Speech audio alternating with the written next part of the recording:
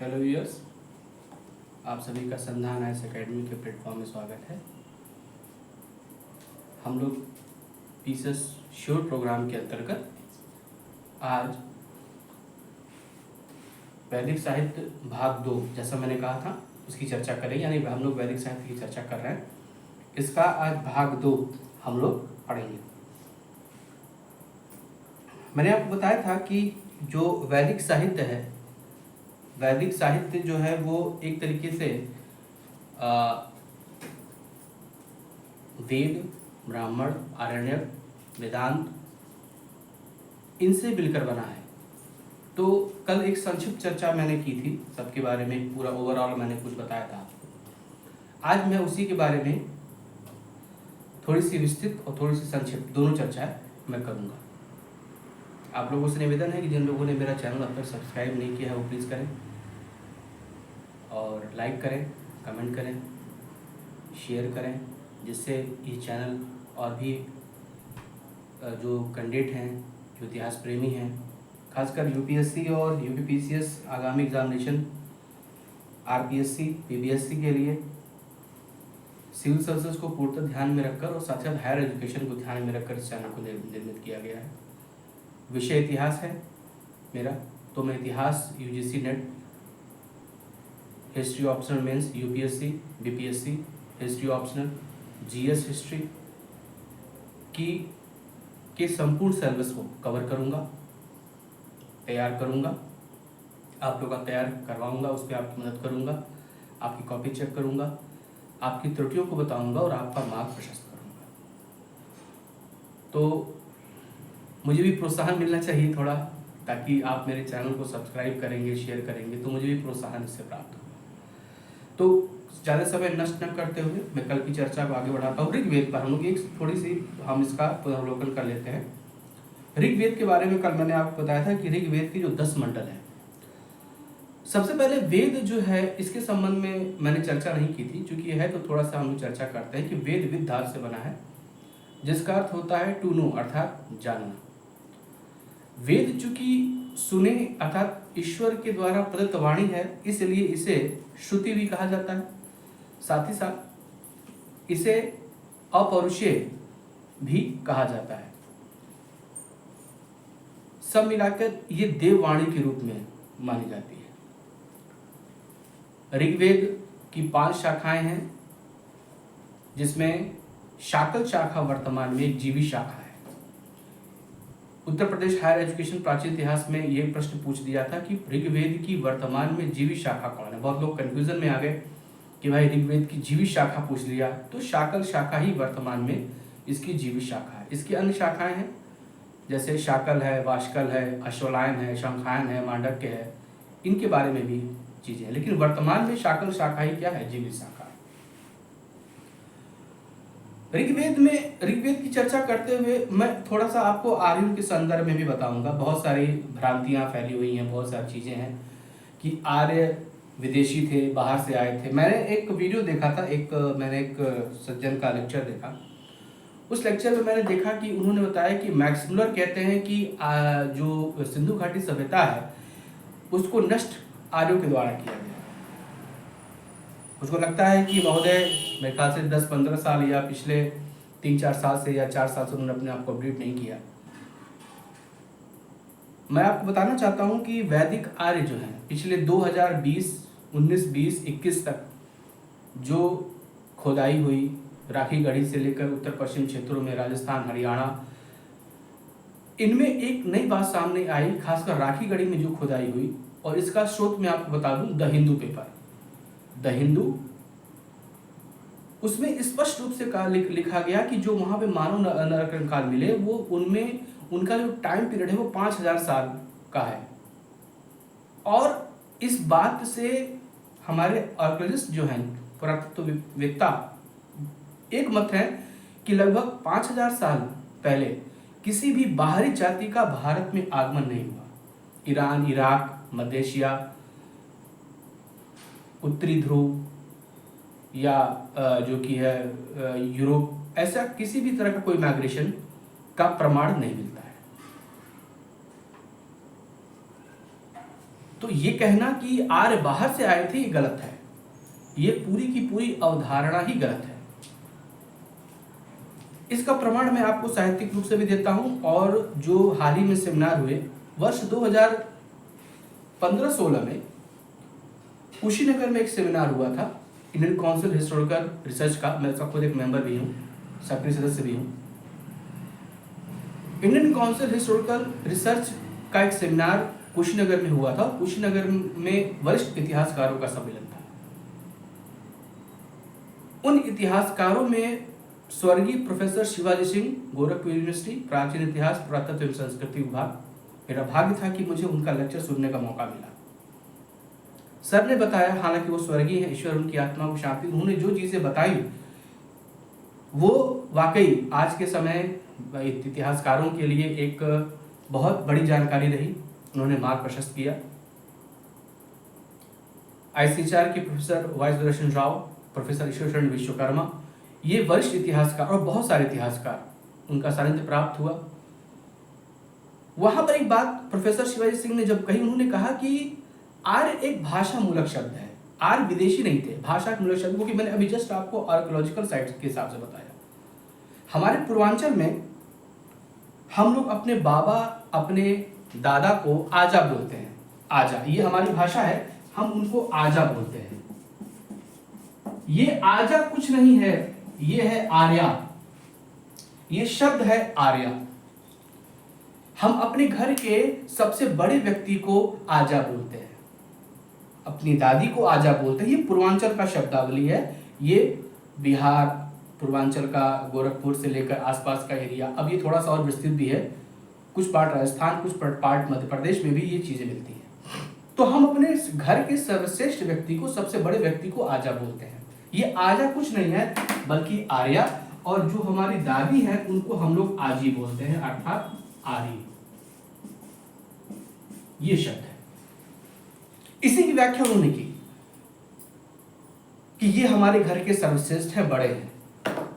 तो इस बात का खंडन हो जाता है कि आर्य बाहर से आए, क्योंकि एक आर्कियोलॉजिकल रूप से भी 5000 ईस्वी ईसा पूर्व में जो राखी गढ़ी में खुदाई हुई, उससे भी ये पता चला कि ऐसा कोई प्रमाण नहीं है कि कोई विदेशी जाति भारत में आई।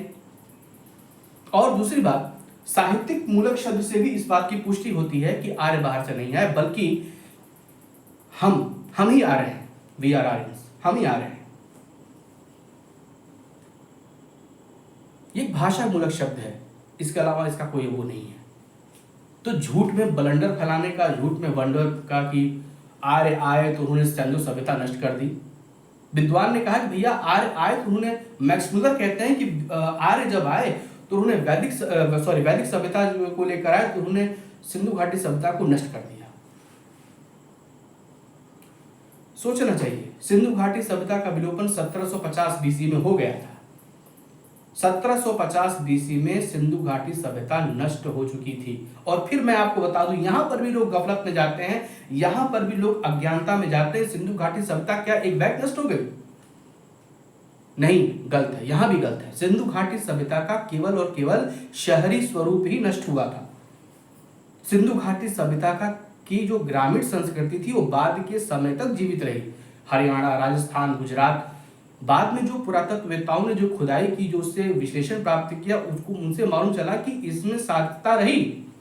तो कैसे कह सकते हैं कि सिंधु घाटी सभ्यता एक झटके में नष्ट हो गई? गलत है।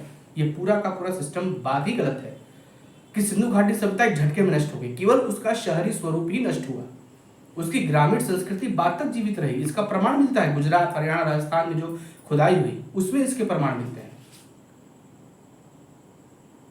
रही बात आर्यों के आक्रमण की बात, तो उसकी दो चर्चा मिलती है। सबसे पहले इंद्र को कहा गया कि इंद्र जो है उसको पुराम भेदता कहा गया है, अर्थात पुरों को भेदने वाला।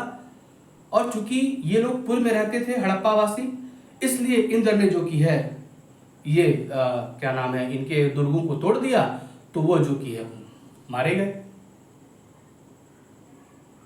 दूसरा कहा गया कि मोहनजोदड़ो में ऐसे नरकंकाल मिले हैं जिनके शरीर पर चोटों के निशान हैं, और इस बात से पुष्टि होती है कि आक्रमण हुए। ठीक है, लेकिन हमें पता होना चाहिए कि मोहनजोदड़ो में जो कंकाल, नरकंकाल मिले हैं, उनकी संख्या मात्र 38 है। 38 है। इतनी बड़ी सभ्यता में केवल 38 लोगों का जीनोसाइड होगा, ये तो बहुत बड़ी बात है।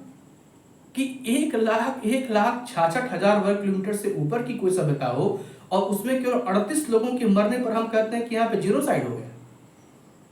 गलत है, ये भी अवधारणा गलत है। सिंधु सभ्यता का पतन आर्य के आक्रमण के द्वारा नहीं हुआ।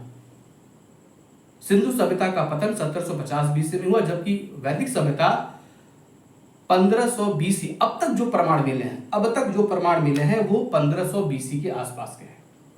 अब तक जो प्रमाण मिले हैं, जो अब तक लोग लेके ढो रहे हैं, मैं शब्द यूज करूंगा, अब तक चीजों को लेकर ढो रहे हैं, उस ढो में 1500 बीसी के आसपास चल रहा है।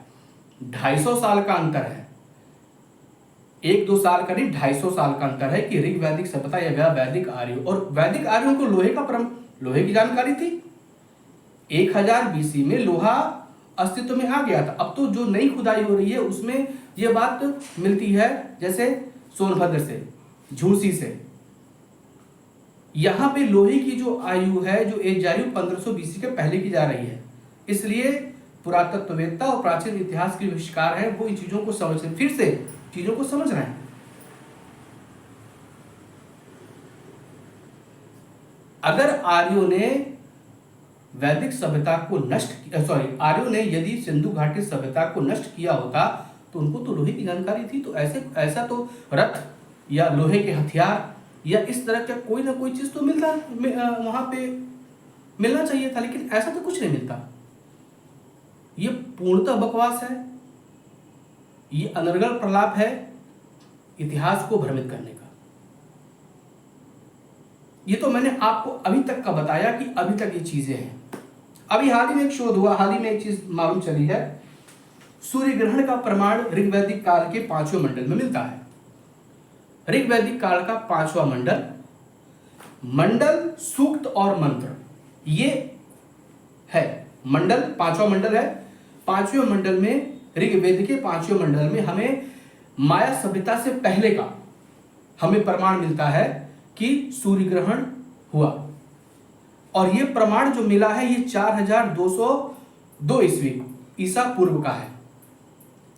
9 अक्टूबर और 22 अक्टूबर, 22 अक्टूबर 4202 ईस्वी और 9 अक्टूबर 3811 12 ईस्वी। ये प्रमाण आपके ये मिले हैं हाल में, अभी लोगों ने जो वो किया है। जब ऋग्वैदिक काल में, जब हमारे ऋग्वैदिक ग्रंथ में 5वें मंडल में जब सूर्य ग्रहण का उल्लेख इतने हजार साल पुराने जाता है, तो आप ये कैसे कर सकते हैं कि ऋग्वैदिक सभ्यता 1500 बीसी की है?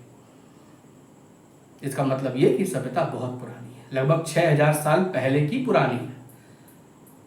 खुदाई हो रही है, पुरातत्ववेत्ता उसके पीछे पड़े हुए हैं, लगे हुए हैं, तो हमें भ्रम नहीं फैलाना है, हमें सटीक। लेकिन अब तक जो हमारे पास उपलब्ध प्रमाण है, हम उन उपलब्ध प्रमाणों के आधार पर ही विश्लेषण कर सकते हैं। तो अभी जो किताबें हैं, उन जो किताबों में लिखा हुआ है, एनसीईआरटी में लिखा हुआ है, नई चीजों के बारे में है, ये आपको पता हो इसलिए मैंने इसका उल्लेख किया। सूर्य ग्रहण का अभिलेखी साक्ष्य जो होता है वो तकुल्लम के अभिलेख में, आदित्य प्रथम का अभिलेख है, और सबसे पहले सूर्य ग्रहण का जो अभिलेखी साक्ष्य है वो हमको यही मिलता है, तकुल्लम के अभिलेख में। फिलहाल हम लोग अपने मुद्दे पे आते हैं कि ऋग्वैदिक काल जो है, ऋग्वेद, इसके 10 मंडल। 10 मंडल में मैंने कल इसकी एक संक्षिप्त चर्चा आपको 10वें मंडल के बारे में बता दी थी। आज थोड़ी ब्राह्मण की चर्चा करूंगा। ऋग्वेद के जो ब्राह्मण है उसमें सबसे पहला ऋग्वेद है। ब्राह्मण क्या है, थोड़ी सी कल मैंने संक्षिप्त चर्चा की थी कि ब्राह्मण ब्रह्म धन यज्ञ अर्थात यज्ञ की व्याख्या करने वाला वही ब्राह्मण है। ये उत्तर वैदिक काल के जो कर्म कांड हैं इनकी चर्चा इससे मिलती है। यज्ञों में जो चीजें मिलती हैं, यज्ञों में जो चीजें हम मंत्रों का, हव्य का और सबका जो मंत्र उच्चारण करते हैं, उनका उल्लेख इस ब्राह्मण में प्राप्त होता है। चारों वेदों के अलग अलग ब्राह्मण हैं, जैसे ऋग्वेद के 2 ब्राह्मण हैं, एक ऐतरेय ब्राह्मण और दूसरा कौशिकी ब्राह्मण। ऐतरेय ब्राह्मण की रचना इतरा के पुत्र महिदास ने की थी, जबकि कौशिकी ब्राह्मण की रचना कहोड़ कौशिकी के द्वारा की गई थी। ऐतरेय ब्राह्मण इसलिए महत्वपूर्ण है क्योंकि ऐतरेय ब्राह्मण में सबसे पहले हमारे आज के समय का एक उल्लेख किया गया है कि लड़ाई की जड़ जर जोरू और जमीन होती है। ये क्वेश्चन आ भी चुका है। सबसे पहले ऐतरेय ब्राह्मण में ही इसका उल्लेख मिलता है। राज्यारोहण का सबसे पहला उल्लेख प्राप्त होता है। शून्यक्षेप की व्याख्या जो हमको मिलती है वो शून्यक्षेप की व्याख्या और कहीं नहीं मिलती है, बल्कि हमें ऐतरेय ब्राह्मण में ही मिलती है। ऐतरेय ब्राह्मण में हमें राज्य एवं राजा की उत्पत्ति के संदर्भ में कथानक प्राप्त होते हैं। दूसरी बात, हमें रासु यज्ञ का उल्लेख प्राप्त होता है। हमें इसी ब्राह्मण में कहा गया है, राजा को विषमत्ता कहा गया है। तो इसके बारे में इतनी चर्चा ऐतरेय ब्राह्मण में हमको मिलती है, और भी है। दूसरी बात, इसी ब्राह्मण में कहा गया है कि बलि के संदर्भ में एक ब्राह्मण क्षत्रिय से ज्यादा उपयुक्त है। हमें इसी ऐतरेय ब्राह्मण में इसकी जानकारी मिलती है। दूसरी बात, हम आते हैं सामवेद पर। सामवेद में हमें उसके ब्राह्मण जो मिलते हैं वो है पंचविश ब्राह्मण, खड़विश ब्राह्मण, ठीक। साथ ही साथ हमें वंश ब्राह्मण, संविधान ब्राह्मण, जैमिनीय ब्राह्मण, इन तमाम का उल्लेख प्राप्त होता है। सामवेद के बारे में मैंने आपको बताया था कि समन्धाप से बना है। इसके दो भाग है, आर्चिक और गान। और गीता में भगवान ने, श्री कृष्ण ने कहा कि मैं वेदों में सामवेद हूं। तो हमें उसके ये ब्राह्मण प्राप्त होते हैं और इनकी चर्चा मिलती है। तीसरा, हम जब आगे चलते हैं, सामवेद के बाद हम यजुर्वेद पर चलते हैं। यजुर्वेद महत्वपूर्ण वेद है क्योंकि यहां पर हमें ये गति और कर्म का वेद कहा जाता है। यजुर्वेद को गति और कर्म का वेद कहा जाता है। यजुर्वेद में यजुर्वेद की दो भाग हैं मुख्यतः, जिनकी चर्चा हम करेंगे, शुक्ल यजुर्वेद और कृष्ण यजुर्वेद।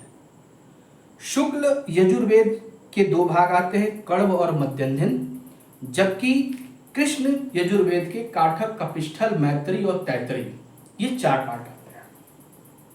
आप तो चाहे इसको नोट भी कर सकते हैं। हम शुक्ल यजुर्वेद को वाजस्नेयी संहिता भी कहते हैं। आगे चलते हैं। शुक्ल यजुर्वेद का जो ब्राह्मण है वो है शतपथ ब्राह्मण। शतपथ ब्राह्मण की जो हम चर्चा करते हैं तो शतपथ ब्राह्मण सबसे बड़ा ब्राह्मण है। शतपथ ब्राह्मण सबसे बड़ा ब्राह्मण माना जाता है।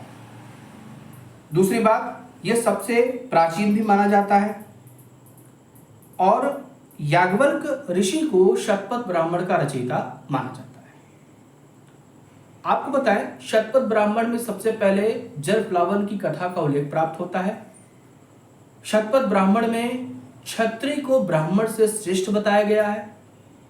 शतपथ ब्राह्मण में ही हमें विदेद माधव की कथा का उल्लेख प्राप्त होता है।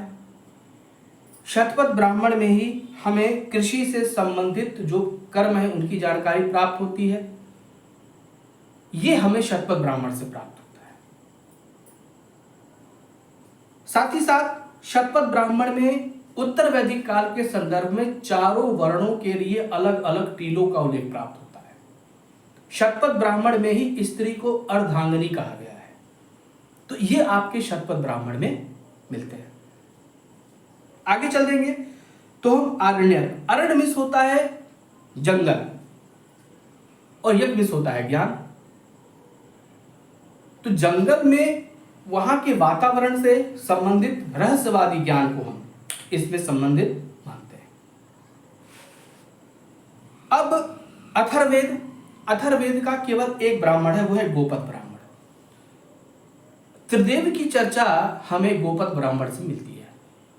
त्रिदेवों की चर्चा हमें गोपद ब्राह्मण में मिलती है। व्रात्यों को पुनः वर्ण में प्रवेश करने का उल्लेख तांड ब्राह्मण में प्राप्त होता है। अब हम चर्चा करते हैं उपनिषदों की।